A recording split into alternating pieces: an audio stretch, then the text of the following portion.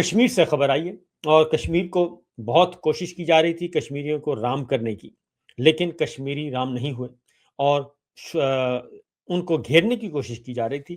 اس لیے گھیرنے کی کوشش کی جا رہی تھی کسی بھی طریقے سے یہ 27 تاریخ کا الیکشن ایک دفعہ ہو جائے، کیونکہ اب کشمیر کا الیکشن 27 تاریخ کو پولنگ ڈے ہے اور آج تاریخ ہو چکی ہے جی 26 کا آغاز ہو چکا ہے جی کو، تو کل یعنی کہ پولنگ ڈے ہے اور اس لیے پولنگ ڈے کو 27 تاریخ کو چھٹی کا اعلان بھی کر دیا گیا ہے میرپور میں، اور 3 مرحلوں میں الیکشن کروانے کا مقصد ہی یہ تھا کہ من پسند ایک کٹ پتلی حکومت وہاں پہ لائی جائے، اور دوسری جانب نون لیگ اور پیپلز پارٹی کے درمیان کھینچا تانی چل رہی ہے کہ فارم 47 مجھے ملنا چاہیے اور فارم 47 مجھے ملنا چاہیے، یعنی الیکشن نہیں، الیکشن کے بغیر وہ کہتے ہیں اقتدار ہمیں دے دیں، حکومت ہمیں دے دیں، کیونکہ کشمیر بھی زرخیز ہے اور وہاں بھی ذرا ہمیں لوٹ مار کا موقع مل جائے گا، جیسا پنجاب میں ہو رہا ہے، جیسا سندھ میں ہو رہا ہے۔ اس کی ریزن یہ ہے کہ پنجاب میں بھی اور سندھ میں بھی نیا کٹا کھل گیا ہے، اور مریم سرکار کا بھی اور ادھر سندھ سرکار کا بھی، اور وہ ہے گندم۔ کسانوں سے جو گندم نہیں خریدی گئی اور کسانوں سے گندم بھی نہیں خریدی گئی، اور اب گندم کی کمی پیدا ہو گئی ہے، آٹے کی شارٹیج کا خطرہ ہے، اور 10 لاکھ ٹن گندم جو ہے وہ باہر سے منگوانے کی بات کی جا رہی ہے۔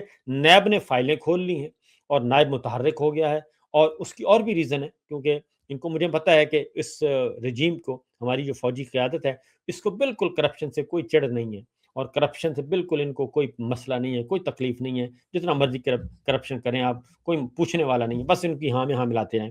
لیکن اب نیب کی جو فائلیں ہیں وہ کھولنا شروع ہو گئی ہیں، اور اس لیے کہ عوام میں بہت گندے ہو گئے ہیں۔ سندھ میں بھی ڈی جی نیب متحرک ہو چکے ہیں، اور ادھر پنجاب کے ڈی جی نیب بھی متحرک ہیں۔ پنجاب والے نے ابھی بتایا نہیں ہے، سندھ والے نے ابھی بتا دیا ہے، کیونکہ رانا ثناء اللہ صاحب بھی اور بلاول بھٹو، نواز شریف صاحب، مریم صاحبہ آپس میں ان کی لڑائی ہو گئی ہے آزاد کشمیر کے لیے، کہ آزاد کشمیر کا کیک میں نے کھانا ہے، یہ ساری ملائی میں نے کھانی ہے، تو اس پہ لڑائی ہو رہی ہے، اور اسی لڑائی میں ایک دوسرے کا انہوں نے کرپشن کے فائلیں کھول دیں اور گند کھول دیا اور بتا دیا کہ جناب ہزاروں نہیں اربوں ڈالر جو ہیں وہ بیرون ملک منتقل ہوا ہے۔ تو کشمیر نے جی ایکشن کمیٹی جو ہے وہ نہیں مانی، اور انہوں نے ہڑتال کا لانگ مارچ کا اعلان کر دیا ہے۔ یہ ٹویٹس آپ دیکھ رہے ہیں، 3 ٹویٹس انہوں نے کیے ہیں یکے بعد دیگرے، اور پہلا کیا ہے کہ 27 جولائی الیکشن نامنظور، عوامی راج زندہ باد، چلو چلو مظفر آباد چلو، لانگ مارچ کا اعلان کر دیا ہے۔ اور دوسرا دیکھ رہے ہیں کہ مظفر آباد ڈویژن، نیلم جہلم ویلی اور مضافات سے تمام قافلے مظفر آباد شہر کی جانب رخ کریں، وقت آ گیا ہے کہ ہر قدم مظفر آباد کی طرف بڑھے، عمر نذیر کشمیری نے یہ اعلان کیا ہے۔ اس کے ساتھ ساتھ جی اور اگلا اعلان جو ہے انہوں نے کیا ہے کہ 26 جولائی یعنی کہ ہو چکا ہے، نیکسٹ دکھائیے گا جی، 26 جولائی کو میرپور ڈویژن سے لانگ مارچ کا آغاز ہوگا، قافلے راولہ کوٹ دھرنے میں پہنچیں گے، اور 27 جولائی کو بعد از نماز ظہر مظفر آباد کی طرف لانگ مارچ کیا جائے گا۔ عمر نذیر کشمیری، ممبر جموں کشمیر جوائنٹ عوامی ایکشن کمیٹی، انہیں یہ اعلان کر دیا ہے۔ اس طریقے سے اب 26 جولائی ہو چکی ہے، اور 26 جولائی کو ہی جی انہوں نے اعلان کیا ہے، یعنی کہ آج کے دن انہوں نے کہا ہے کہ ہم روانہ ہوں گے 27 جولائی کو بعد از نماز ظہر مظفر آباد کی طرف لانگ مارچ کیا جائے گا۔ سارے قافلوں کو راولہ کوٹ پہنچنے کا کہا ہے، اور یہاں سے پھر آگے بڑھیں گے، تو آج سارا دن یہ اکٹھے ہوں گے راولہ کوٹ۔ 27 کو انہوں نے میرپور میں چھٹی عام تعطیل کا اعلان کر دیا ہے، اور 27 تاریخ کو ہی میرپور کا الیکشن ڈے ہے۔ تو یہ سچویشن بنی ہے، کیونکہ مطالبات ان کو یہ کہا جا رہا تھا کہ آپ سے ایک دفعہ الیکشن ہونے دیں اور الیکشن کے بعد ہم دیکھیں گے، اور اب الیکشن کا بائیک آؤٹ کر دیا ہے کشمیر ایکشن کمیٹی نے، عوامی ایکشن کمیٹی نے الیکشن کا بائیک آؤٹ کر دیا ہے آزاد کشمیر میں، اور اس طریقے سے پاکستان تحریک انصاف پہلے ہی بائیک آؤٹ کر چکی ہے، تو لہٰذا یہ جو الیکشن ہے وہ بالکل ہی فارغ ہو گیا ہے، اور عوام، مجھے یقین ہے کہ عوام نہیں نکلیں گے، کیونکہ عوام کے ساتھ جو پچھلے 5 جون سے آج تک جو کچھ ہو چکا ہے ان کے ساتھ، اور میرا خیال ہے کہ کوئی گھر ہی محفوظ ہوگا جہاں پہ مار کٹائی نہ کی ہو پولیس نے، فورس نے، رینجرز نے، اور یہ سب نے، فوج نے، یہ سارے کے ساری فورسز وہاں پہ متحرک ہیں۔ ہم مقبوضہ کشمیر کا رونا روتے تھے تو یہ آزاد کشمیر کو بھی انہوں نے مقبوضہ کشمیر بنا دیا. تو یہ تو پہلی خبر ہے جناب. اگلی خبر ہے دوسری جانب علیمہ خان صاحبہ، ان کے طوفانی دورے شامل ہیں. پچھلی دفعہ میں نے مردان اور تخت بھائی کا کہا تھا، اب وہ درگئی پہنچے ہیں اور اس کے بعد مزید وہ جب وہاں پہنچتی ہیں تو ان کو کہا جاتا ہے کہ جناب آپ ہمارے علاقے میں بھی آئیں. تو وہ شیڈول میں نہیں تھا، لیکن آج جب وہاں پہ نعرے لگے اور انہوں نے کہا کہ نہیں آپ ہماری طرف بھی ہم بھی آپ کو ویلکم کریں گے، تو لہٰذا یہ قافلہ وہاں سے پھر مردان تخت بھائی سے ان کی طرف روانہ ہوئے درگئی کی طرف، اور وہاں پہ خطاب کیا علیمہ خان صاحبہ نے. کیا کہتی ہیں ذرا سنائیے گا جی. کیا ہے عمران خان کو جیل میں رکھنے کے لیے خاص ایک عدالت بنائی گئی ہے جس کو کہتے ہیں فیڈرل کانسٹیٹیوشنل کورٹ. آئین کا اسے کوئی تعلق نہیں ہے. انہوں نے کہا ہے کہ ہم آئین نہیں دیکھ رہے، ہم نیب کے کیسز دیکھ رہے ہیں جو کہ ان کا کام نہیں بنتا. سپریم کورٹ کے پاس ہم نے جانا تھا عمران خان کی رہائی کے لیے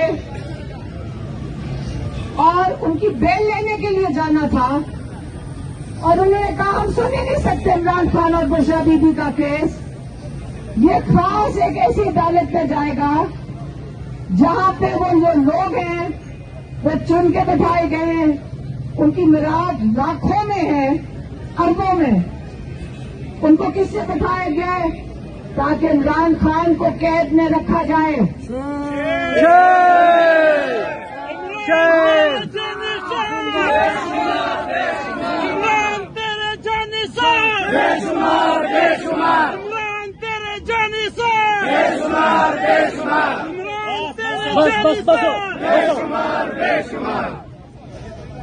ہمیں پہلے کیا چیز، ہم کیا مانگ رہے ہیں فروری سے؟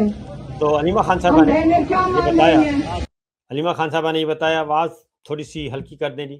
علیمہ خان صاحبہ نے یہ واضح طور پر بتایا کہ یہ ہم جو نکلے ہیں یہ عمران خان کے لیے نکلے ہیں، اور دوسرا یہ جو آج سپریم کورٹ نے، کل سپریم کورٹ نے جو اپنا سرنڈر کیا ہے اور اپنے اختیارات وفاقی غیر آئینی عدالت کو دے دیے ہیں، تو یہ بنیادی طور پہ اب سمجھ آ رہی ہے بات کہ آئینی عدالت، جس کو آئینی عدالت کہا جاتا ہے، جسے 27ویں غیر آئینی ترمیم کے نتیجے میں بنایا تھا اور کہا گیا تھا کہ آئینی مسائل، آئینی معاملات، کانسٹیٹیوشنل پیٹیشنز یہ جایا کریں گی آئینی عدالت میں. تو ہم پہلے بھی کہتے تھے یہ غیر آئینی عدالت ہے اور یہ سیاسی عدالت ہے، اور اس میں پسند کے ججز لا کے بٹھا دیے گئے. 7 ارب روپیہ بجٹ ہے ان 7 ججوں کا، 7 ججوں کا 7 ارب روپیہ بجٹ ہے ایک سال کا. یعنی ہر مہینے 1 ارب روپیہ ان پہ خرچ ہوگا، ہر مہینے 1 ارب روپیہ ان پہ خرچ ہونا ہے. اور یومیہ خرچہ ان کا کتنا ہے؟ 3 کروڑ 33 لاکھ روپیہ. 3 کروڑ 33 لاکھ روپیہ یومیہ خرچہ اس غیر آئینی عدالت پہ ہے، جس کا بنیادی مقصد صرف ایک ہے، اور وہ ہے کہ کس طریقے سے آپ نے اپوزیشن کو، عمران خان کو، بشرا بی بی کو، ان کے دیگر رہنماؤں کو، صحافیوں کو، کس طریقے سے آپ نے ان کو بند رکھنا ہے. یعنی اب جو بھی ضمانتیں ہیں وہ غیر آئینی عدالت دیکھے گی، اور نیب کے مقدمات غیر آئینی عدالت دیکھے گی. اب نیب کے مقدمات کرمنل پٹیشنز ہیں، یہ سپریم کورٹ میں جانا چاہیے. تو 7 ارب روپیہ ایک سال کا یہ بجٹ ہے جی ان کا، اور پورے 7 ججوں کا، ہر جج کے ایوریج کریں تو 1 ارب روپیہ بجٹ آئے گا. یہ پورے کا پورا رکھا ہوا ہے جی، فنڈ رکھا ہے اس کے لیے. تو اس کے لیے وہ کہہ رہی ہیں کہ یہ ساری کا سارا دھندا اس لیے چلایا گیا تھا. غیر آئینی ترمیم صرف عمران خان اور بشرا بی بی کو سامنے رکھ کر کی گئی تھی، اور غیر آئینی عدالت بھی اسی لیے قائم کی گئی تھی. تو آگے بڑھتے ہیں جناب. اگلی جو خبر ہے علیمہ خان صاحبہ نے آگے فردر ایک جگہ پہ آپ یہ دیکھ رہے ہیں کہ لوگ کس طریقے سے ان کو ویلکم کر رہے ہیں، کیسے استقبال کر رہے ہیں، اور یہ اسٹریٹ موومنٹ ہے. اور اگر یہ ابتدائی طور پہ یہ اکیلی علیمہ خان صاحبہ کے ساتھ اتنے لوگ ہو سکتے ہیں، تو پھر ذرا سوچئے گا جب سارے اکٹھے ہوں گے تو تب کیا حالات و واقعات ہوں گے. علیمہ اگلی خبر وہ ہے مولانا فضل الرحمان صاحب اور جناب علی امین گنڈاپور. بنیادی طور پہ اسٹیبلشمنٹ تقسیم ہے، ڈیوائڈ ہے، اور ان کے آپس میں بھی اختلافات چل رہے ہیں، لڑائیاں چل رہی ہیں. تو سب سے پہلے مولانا فضل الرحمان صاحب جب انہوں نے تنقید کی تو اسٹیبلشمنٹ، یہ کہا گیا کہ اسٹیبلشمنٹ کے ساتھ ملی ہوئی ہے، اسٹیبلشمنٹ کی طرف سے یہ آئے ہیں، یہ انہی کے مہرے ہیں. لیکن اس کے بعد گنڈاپور آ جائے اور گنڈاپور نے کیا کہا ذرا سنائیے گا جی گنڈاپور کا. گنڈاپور نے کیا کہا؟